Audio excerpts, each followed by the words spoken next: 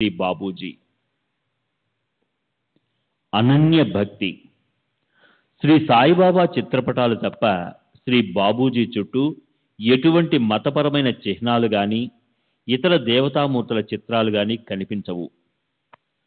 సాయి పదంలో సాయి నామం తప్ప మరే ఇతర నామాల సంకీర్తన జరగదు.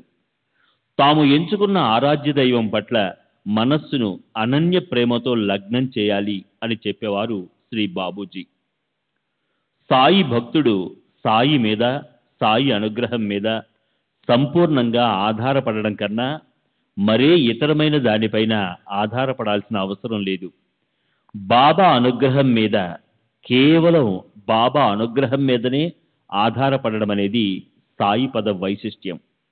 ఎందరో భక్తులు శ్రీ బాబూజీని తమ సద్గురువుగా భావిస్తూ ఉన్నప్పటికీ వారికి మాత్రం తమ సద్గురువైన శ్రీ సాయి పట్ల అనన్యమైన భక్తిభావం ఉండేది. భగవంతుడు సాయిబాబాగా వచ్చాడో లేదో నాకు తెలియదు, నాకు మాత్రం సాయిబాబానే భగవంతుడు అన్న వారి పలుకులే అందుకు నిదర్శనం. ప్రతి విషయాన్ని బాబా చూసుకుంటారు అని శ్రీ బాబూజీ నిరంతరం గుర్తు చేసేవారు. నిజంగా అవసరమైనది తప్పక నెరవేరుతుంది అనేవారు. ఎవరికి వారు నిజంగా అవసరమైనదేదో తెలుసుకుని దానికోసం ప్రయత్నించమనేవారు, దానికోసం బాబాను ప్రార్థించమనేవారు.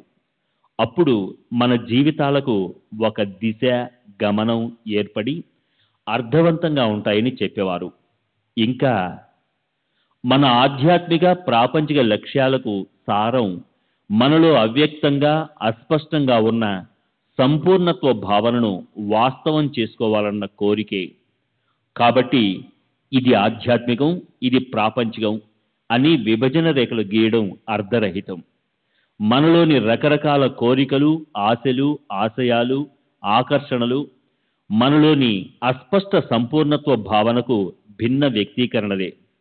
అందుచేతనే బాబా ఏనాడు ప్రాపంచికమైన కోరికలు కోరవద్దు అని తమ భక్తులకు ఆంక్షలు విధించలేదు అని వివరించారు. షిరిడి నుండి ఎవ్వరూ ఒట్టి చేతులతో తిరిగి వెళ్లరనేవారు శ్రీ బాబూజీ. షిరిడి క్షేత్ర సందర్శనకు వచ్చిన వారిని ఆ అవకాశాన్ని చక్కగా ఉపయోగించుకోవాల్సిందిగా ఎంతగానో ప్రోత్సహించేవారు శ్రీ బాబూజీ. సాయి మందిరంలోనూ శ్రీ సాయి సన్నిధితో పునీతమైన ద్వారకామాయి, లిండి, గురుస్థాన్ మొదలైన ప్రదేశాలలో సాధ్యమైనంత ఎక్కువ సమయాన్ని గడపమనేవారు. గురుస్థాన్ చుట్టూ ప్రదక్షిణలు, సాయి జీవిత చరిత్ర, ప్రబోధాల పారాయణ, ఇలా ప్రతి క్షణం సాయి స్మరణలో ఉండమని సూచించేవారు. వీటన్నింటికీ మించి ప్రతి ఒక్కరూ తాము షిరిడీకి ఎందుకు వచ్చాము అన్న విషయాన్ని అనుక్షణం గుర్తుంచుకొని దాని నుండి ప్రక్కకు తప్పుకోకుండా చూసుకోమని నిరంతరము గుర్తు చేసేవారు. అతి నిద్ర పట్ల, పోచుకోలు కబుర్ల పట్ల జాగ్రత్త వహించమని హెచ్చరించేవారు.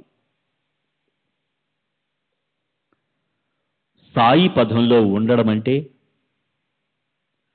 సాయి పదానికి అర్థం చెబుతూ శ్రీ బాబూజీ ఇలా అన్నారు: సాయి పదం అంటే బాబా చుట్టూ, బాబాను ఆధారం చేసుకొని బాబా కేంద్రంగా మన యొక్క మనసు, ఎమోషన్స్, హృదయం అల్లుకున్న పదం, మార్గం.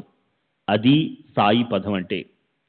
అది మన జీవితంలో భాగం కావటం కాదు, మన జీవితమే అందులో భాగం కావాలి. మనం ఏమి చేసినా, ఏ ఆలోచన చేసినా అది ప్రాపంచికం కావచ్చు లేదా ఆధ్యాత్మికం కావచ్చు, ఏదైనా సరే మనం చేసే పనులు, ఆలోచనలు, మన జీవితమంతా బాబాను కేంద్రంగా చేసుకునే ఉండాలి. అదే సాయి పదం అంటే. సాయి పదం అంటే కూర్చుని భజన చేయడమో, లేకపోతే నామస్మరణ చేసుకోవడమో, పారాయణ చేసుకోవడమో మాత్రమే కాదు. సాయి పదంలో ఉన్నామనంటే బాబా యొక్క స్ఫురణ మనలో సముద్ర ఘోషలాగా.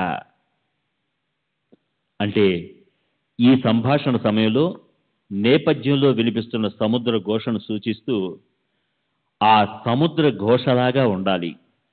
సముద్ర ఘోష మనకు వినిపిస్తూనే ఉంది. నేను మాట్లాడినంత వరకు నా మాటలు వింటున్నారు.